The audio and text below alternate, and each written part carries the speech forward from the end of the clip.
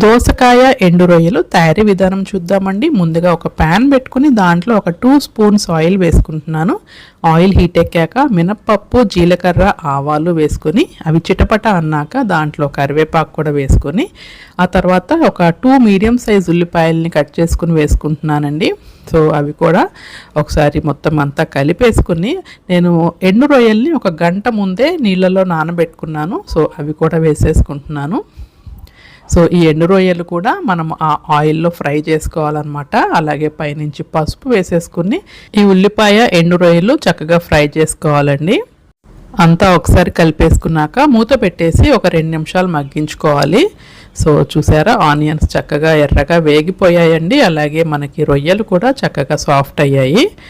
ఇప్పుడు దీంట్లో ఫ్రెష్గా దంచుకున్న అల్లం వెల్లుల్లిపాయ పేస్ట్ యాడ్ చేసుకుంటున్నానండి. సో ఇది పచ్చివాసన పోయేంత వరకు మనం వేపుకోవాలి. సో ఈ కర్రీ చాలా టేస్టీగా ఉంటుందండి. అస్సలు కొలెస్ట్రాల్ అనేది ఉండదు. అదే పచ్చి రొయ్యల్లో అయితే కొలెస్ట్రాల్ ఉంటుంది కదా.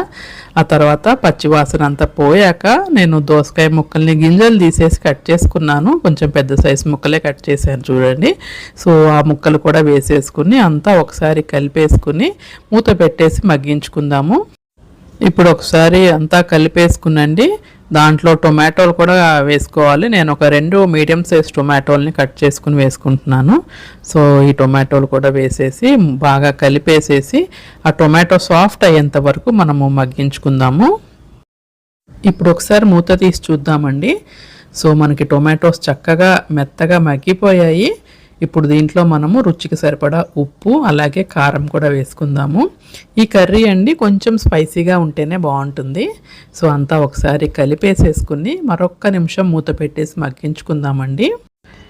దోసకాయల్లో వాటర్ కంటెంట్ ఎక్కువ ఉంటుంది కాబట్టి చక్కగా బాడీని హైడ్రేటెడ్గా ఉంచుతుందండి. ఈ సమ్మర్కి పర్ఫెక్ట్ రెసిపీ అనే చెప్పొచ్చు.